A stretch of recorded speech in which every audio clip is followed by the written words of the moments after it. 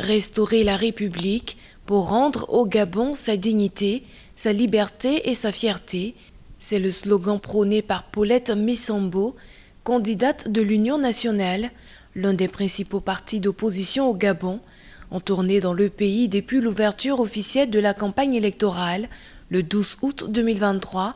Paulette Missambo a présenté son programme de société aux populations de l'Est du pays. J'ai intitulé mon programme Restaurer la République pour rendre aux Gabonais sa dignité et sa fierté.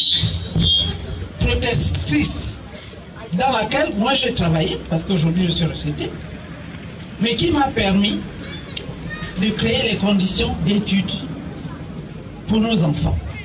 Moi j'ai mené dans ce pays un programme de construction d'établissements scolaires au primaire et au secondaire sur l'ensemble de la province.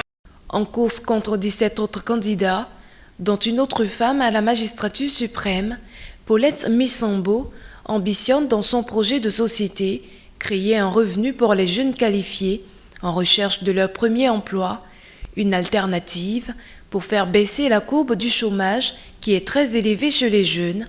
L'ancienne militante du Parti démocratique gabonais entend perfectionner la gestion de l'État à travers un vaste chantier de réformes, notamment la séparation des pouvoirs, la clarification des compétences et la révision des conditions de désignation et de nomination dans les institutions et administrations publiques. L'État n'est plus impartial et moi, présidente, je ferai en sorte que l'État impartial, tel que l'ont conçu notre Constitution, un État qui reconnaît les compétences et les mérites de chacun, une administration qui est au service de tous et qui ne nécessite pas un pourboire pour faire un service. Entrée en politique en 1990, pendant la conférence nationale qui avait consacré le retour au multipartisme au Gabon, Paulette Missambo est depuis 2021